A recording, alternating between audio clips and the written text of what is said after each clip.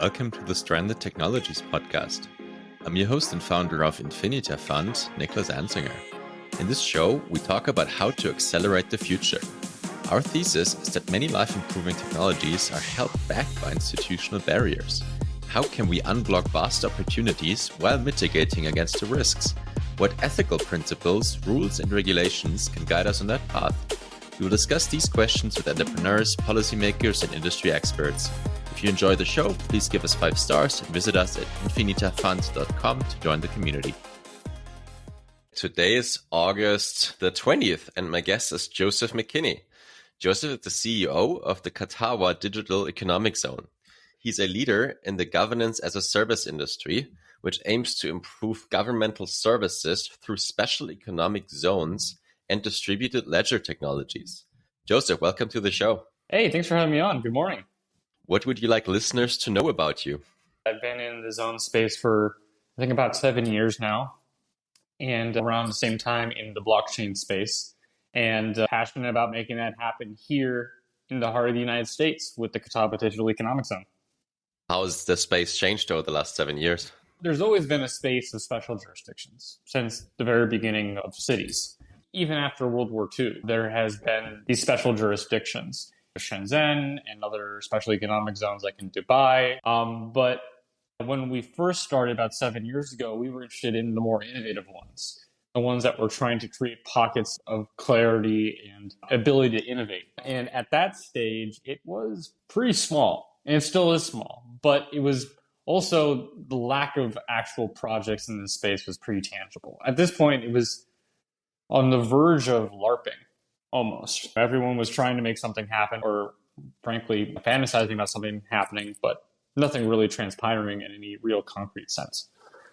But now it's at the stage that Bitcoin was, like, let's say in 2014, that you're getting the first glimmers of this type of innovative jurisdiction and making it a reality with real projects coming in.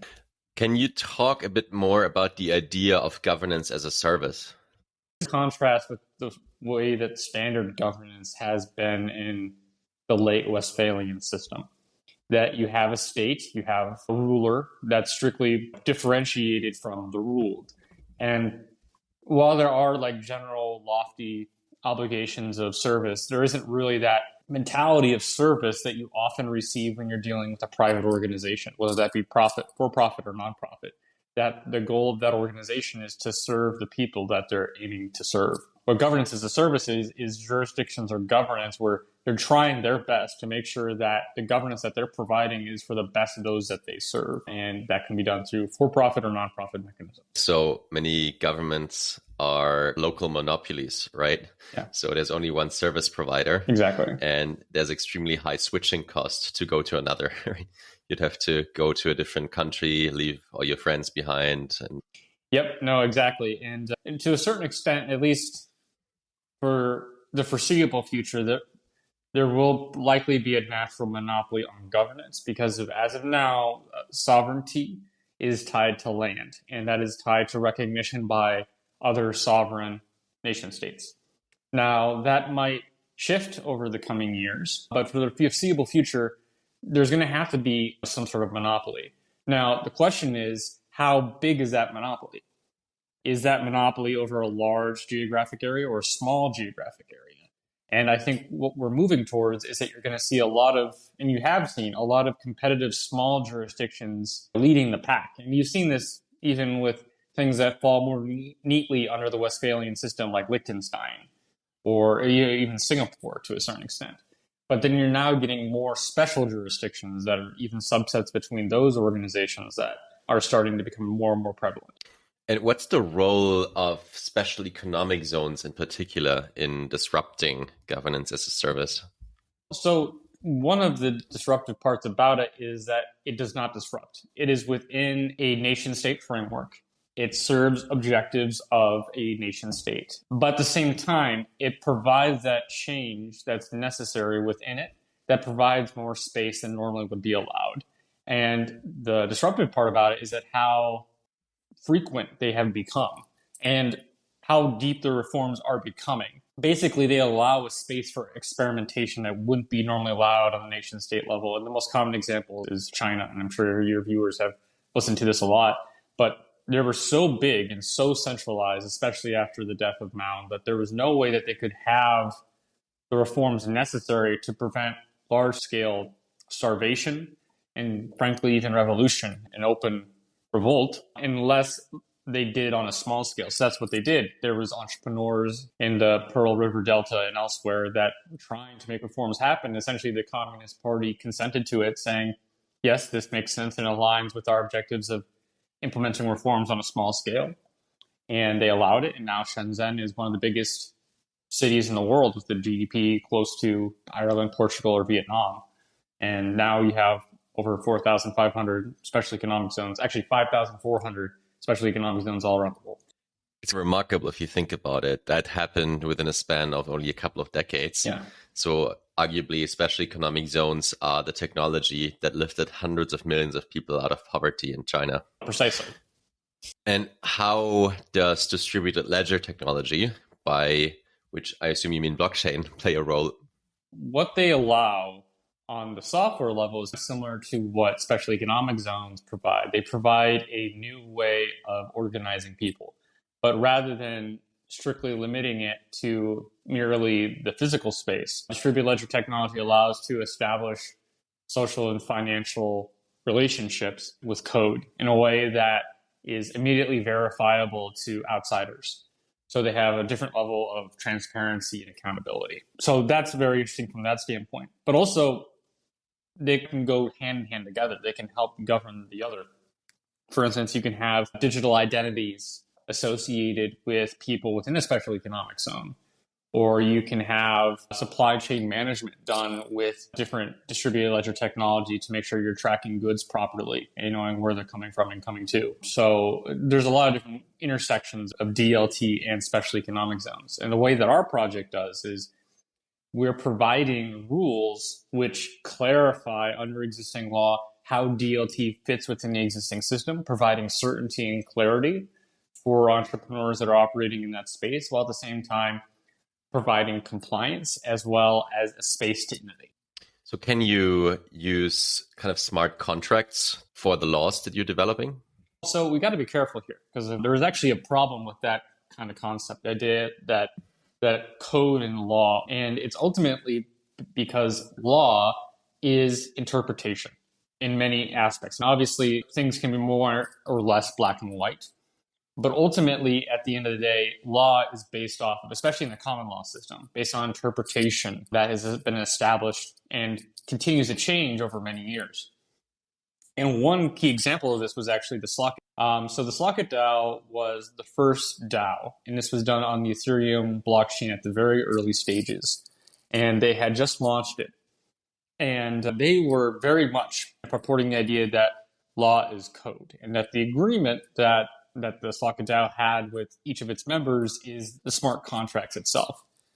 But the problem with that is that a white hat hacker, at least according to him, he was a white hat hacker, found a flaw in the code, a bug, and he used it to steal millions and millions of dollars of Ethereum. And this was so catastrophic to the DAO, and in fact, even to the Ethereum ecosystem, that the original stakeholders of Ethereum, including the Ethereum Foundation, I believe, they actually reversed the transaction. They turned back the blockchain, so to speak, to reverse that transaction. But because of the code is law principle, I don't know exactly how this court case ended. It might have ended in a settlement or what have you, but the hacker actually filed for legal action against the Slockit DAO and maybe even Ethereum because, according to them, code is law. So what he did was completely legal and within his rights. He was operating under the parameters of the code. And this led to a whole huge debate within the Ethereum ecosystem that led to the Ethereum and Ethereum Classic divide.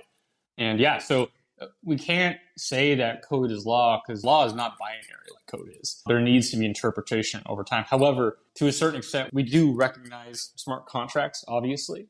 But on top of it, we also recognize normal jurisprudence when it comes to contracts. I'm glad we spoke about that because I spoke to Tom W. Bell about the idea of law is code or law is the code of society. And I think there is a truth to that idea, that it is the operating system that we build other things on. Yes. So by improving it, we can also improve the apps we build on that platform. Yes. But I agree with you, and that was a great explanation as to why that there is not, you can't provide this definiteness, this kind of digital 0-1. Yeah. In this case, this happens. In this case, this happens. So you can automate the process, right? Yeah. There is things like interpretation. There's informal rules, like things that you don't even need a formal law for. You can't, or it seems to be a better approach to have a common law-based system where you use interpretation as a tool instead of trying to have the legal code completely 0-1 based, right? Yeah, and I get the allure. The idea of automating and clarifying and getting as much interpretation as possible, that's very attractive. In certain aspects, that could be changed at the margin. But no, ultimately, new factors are going to emerge and it's going to require new interpretation. Yes, I agree with Tom that law is like software. It's not the same, obviously, but I do not believe that code is law, but it can certainly help. Yeah, it might be slightly wonky to ponder on that point, but I really like it because we're getting all this practical experience now. So for a long time, this was theory, right? So a lot of legal scholars and intellectuals had all sorts of theories of how we could make law better, how we could implement it, the ideas that evolved within the blockchain space and decentralizing things and smart contracts. And now when we're implementing them in practice and we're learning from practitioners such as you, what works and what doesn't. So I just really like that. Very cool. With that said, what and why is the Catawba Digital Economic Zone? Yes. One down and dirty way to explain is imagine if you have a Delaware 3.0 or a 51st state. And the reason for that is that the Catawba Digital Economic Zone is a special jurisdiction enabled and created by a sovereign Native American tribe within the United States. And under U.S. law and the Constitution, tribes have the same status as U.S. states in regards to civil law and business regulation, oftentimes higher. They are considered domestic dependent nations and sovereign and pre-constitutional. As a consequence of that, at least for the case that the zone is moving forward with, they have all the same authorities as Delaware to set up business entities, commercial codes, and business regulations, or Wyoming or what have you. And essentially what the law that was passed on February 19th of this year enabled is a creation of a special jurisdiction with its own commercial code based on best practices from around the world, actually modeled after Tom W. Bell's work on ULEX, which includes best-in-class private sources of common law, such as the American Legal Institute, the Uniform Law Commission, and the American Bar Association. So all that case law, synthesization of precedent over all common law jurisdictions, that's all baked right into the very commercial law fabric of the zone. And what the law also did is that it created a nimble regulatory body, a mixture of the Delaware Secretary of State plus a financial services regulator. And what that entity does is that it's the entity responsible for registering companies using a digital platform, as well as promulgating regulations at the same level as a U.S. state in regards to banking, securities, definition of digital assets, fintech, money transmission, and all forms of business regulation which take place digitally or even, to a certain extent, even physically. So yeah, that's just the overall of what the zone is. Why is the zone?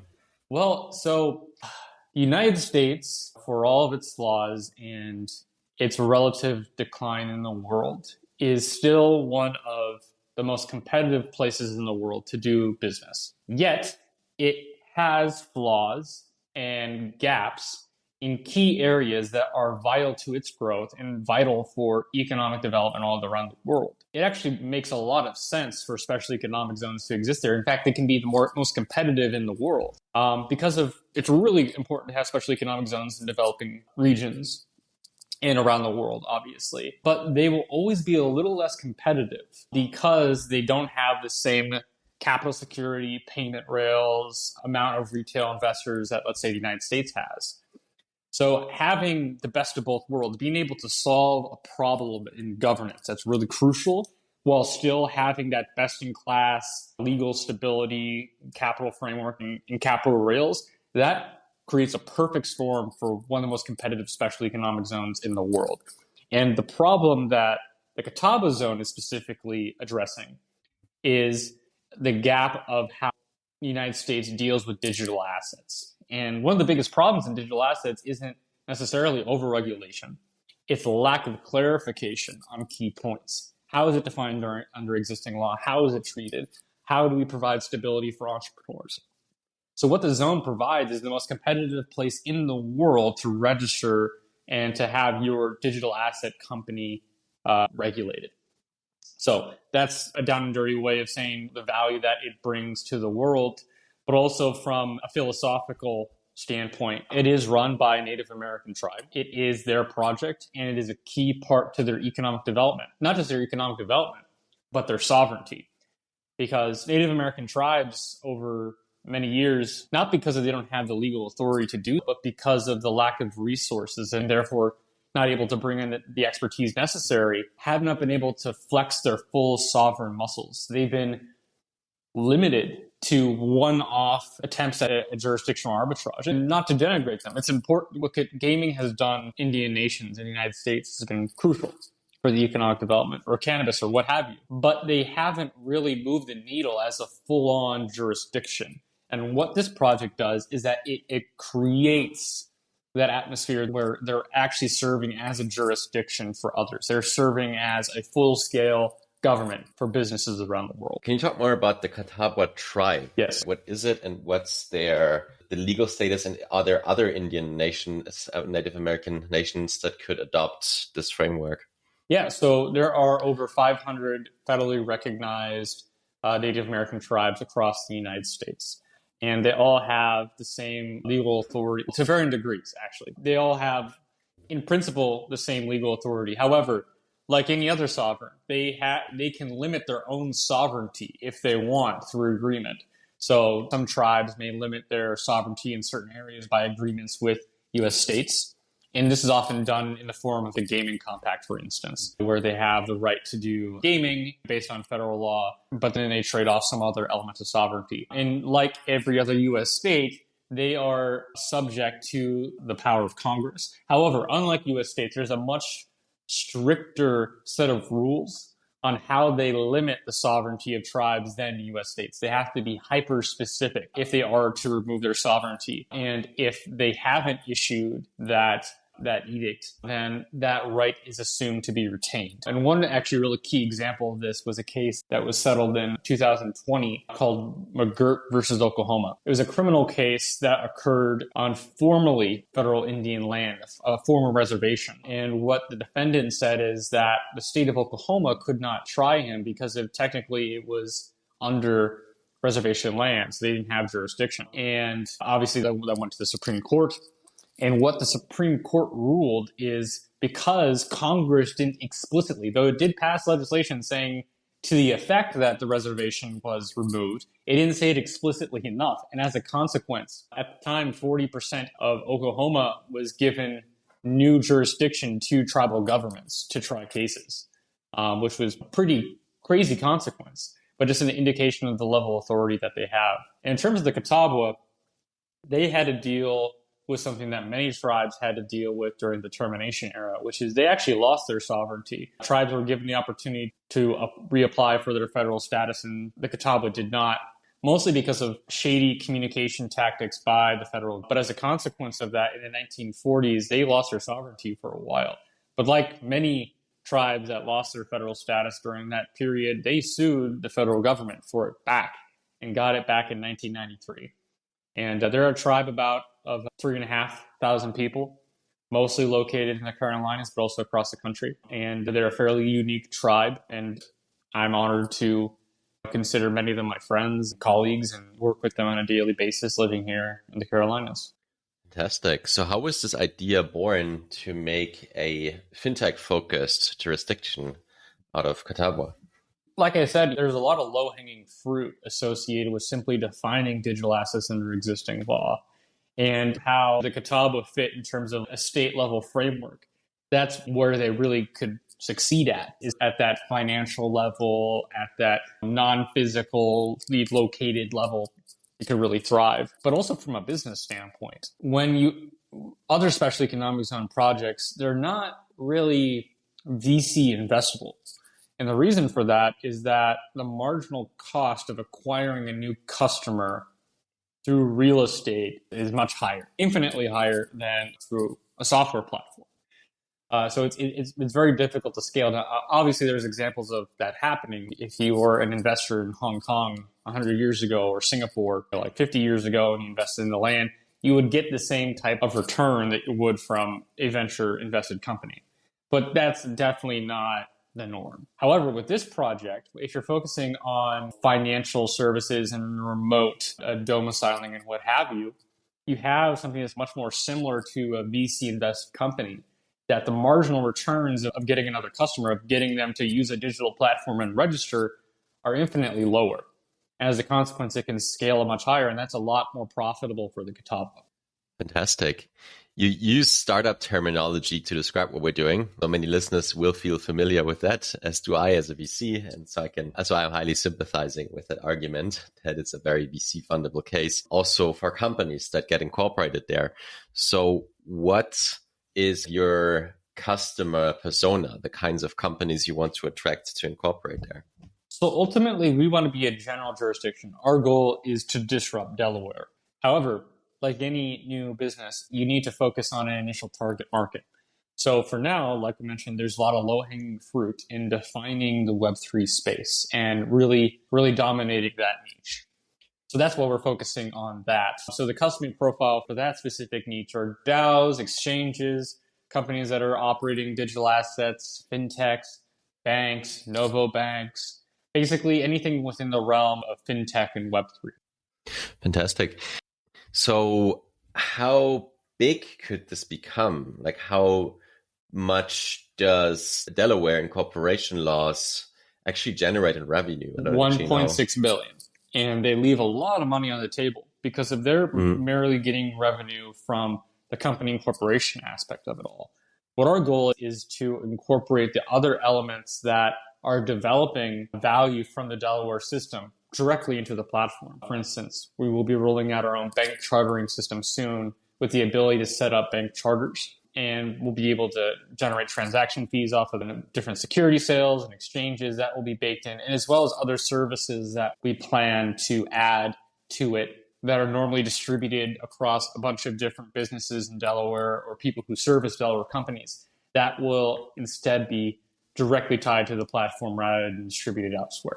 So it seems to me that many founders in the crypto and blockchain space, there's a lot of new regulation coming in Europe and the United States. Yeah.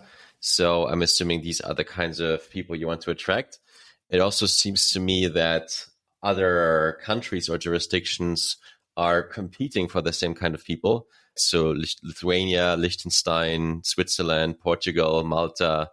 So how would you compare your product with these competitors? So I could talk about the policies that are in the pipeline, and I can. But I think what's more important is actually why we will always win on a fundamental level. And the reason for that is speed. Our regulatory framework is made up of a zone authority that's run by a 5-person commission. And the zone, like as often proposed and recommended within zone literature, is a for-profit company. As a consequence, it has a much higher motivation and incentive program to move as quickly as possible and effectively as possible for the industry that they're serving. So because it is nimble and because they have that for-profit incentive, we will always move faster than the other jurisdictions, even if they come up with a better policy or our policy isn't perfect. At the end of the day, when they're discussing it in committee or recess or what have you, by the time that they do that, we can already start putting it up with the zone commissioners and then pass it in short order. We could talk about, and I think we should talk about the different policies that we have implemented and will implement. But ultimately, at the end of the day, our biggest competitive advantage is our speed and our ability to always get to market. Let's talk about the kinds of policies that you have in mind. So what's on your product roadmap? So the first regulations that we passed were definitions based on the Wyoming model. Actually, this one is in public. But some of your viewers may or may not be familiar with the Uniform Law Commission. They are essentially the ones who create the uniform commercial codes, which are commercial codes that are adopted by all U.S. states. Basically, it's the legal plumbing that exists between all jurisdictions in the U.S. They have been working for the last couple of years on what they call the digital amendment upgrades through what they call Article 12. And normally when they create a new article or an amendment or a change to the UCC, it takes about a year or two for new jurisdictions to adopt them. Well, last Friday, and hopefully by the time that this podcast is out, last Friday it was passed, and hopefully by the time this podcast is out, we'll be announcing it. The UC were the first jurisdiction in the United States to adopt it. So we are, but for all intents and purposes, the most competitive place in the world for digital assets with the most clarity, the most technologically agnostic, and a legal framework that has been adopted by the most competent legal experts in the world. So that's one example of the type of speed and the type of policies we move forward with. Another example is actually something that we put out for a comment period, I think this week, which was our upcoming DAO regulation. And so what the draft regulation has, and by the way, your users can feel free to comment on our website and on our Discord, it includes a menu option for DAO recognition. Similar to the Wyoming example, we allow for them to register as LLCs, but in innovation pulled from a lot of thought leaders over at Andreessen Horowitz, we are also allowing DAOs to register as unincorporated nonprofit associations. And the reason for this is because this is the most flexible entity type available. It doesn't require a registered agent. It doesn't have statutory requirements for member managed versus manager managed. Basically, everything can boil down to what they call governing principles, which can be verbal or written or even smart contract agreement based on normal jurisdictional principles, like we mentioned, rather than having to refer constantly to statute. And at the same time, it has limited liability. I believe it can be the most competitive DAO legal framework in the United States. And ones that are a little bit more under the radar, but we're going to be coming out soon, is we have a draft that we're going to be opening for comment soon on our banking framework. So the ability to charter banks within the zone like you would with any other US state, et cetera, and to allow for them to manage digital assets to a higher extent even than Wyoming. And then after that, we're looking at a stablecoin regulation because that's really important in the space right now. And then after that, we'd like to look into insurance and securities and what have you. Amazing. I would like to double click on the DAO regulation since that's a very recent one. I find it very interesting because DAOs have been around for a couple of years now, and they always seem to me like many people talked about it as a way of like decentralization away from monolithic companies or whatever. I'm not so sure that's true. For me, it always seemed to me like different or an alternative legal guardrails that don't have to follow these statutes, as you mentioned, from a company and corporation point of view. So there's just different ways that you can organize, different hierarchies you can form, different forms of governance. And now you're providing the actual legal guardrail for it to recognize it. And just because there is the statutory requirements doesn't mean there's requirements. They're still liable to all of the civil protections that are listed within our commercial code and what have you. It just means that there's less statutory bureaucratic measures that other entity types have. But yeah, I mean, the whole point is to provide the most amount of flexibility. And that's not to say that every DAO will in fact be good. In fact, just by probability, most of the experimentations that can happen with DAOs and might happen with DAOs will actually be very silly and not work. But the point being is that you should provide that level of flexibility while at the same time holding people accountable for actions that, are fraudulent or harmful or what have you, based on commercial law, not necessarily, a super invasive or non-effective regulatory.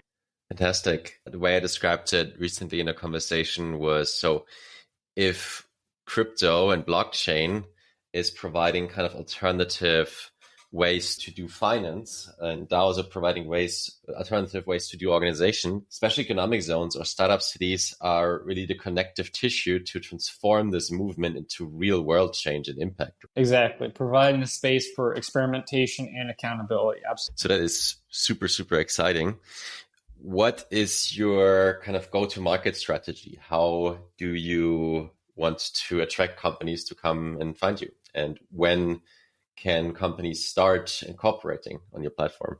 So one of the ways that we've been doing fairly well at is just by implementing the type of regulations that we had, we've been done fairly well in the media. We've been in Forbes, Fortune, multiple CoinDesk articles, in a couple other publications. And the pace of that's going to increase the more and more that we put out regulations.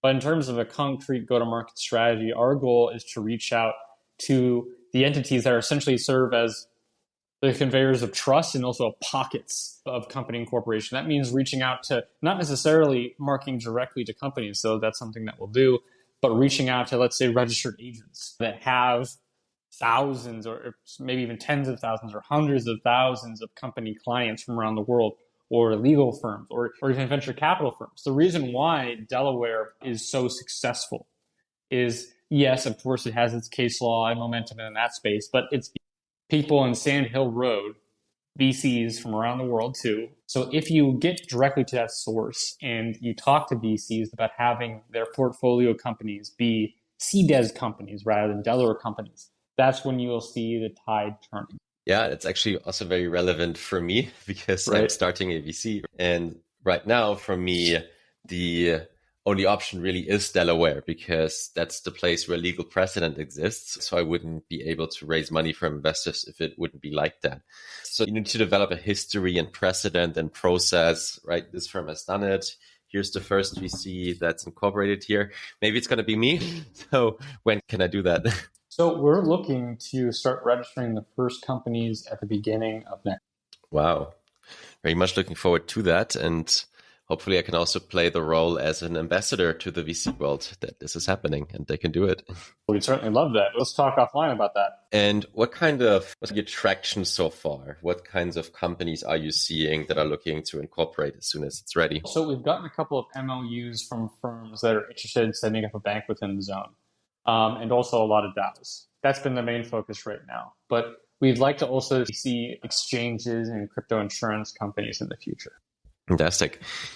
What are the top 3 risks that you're seeing?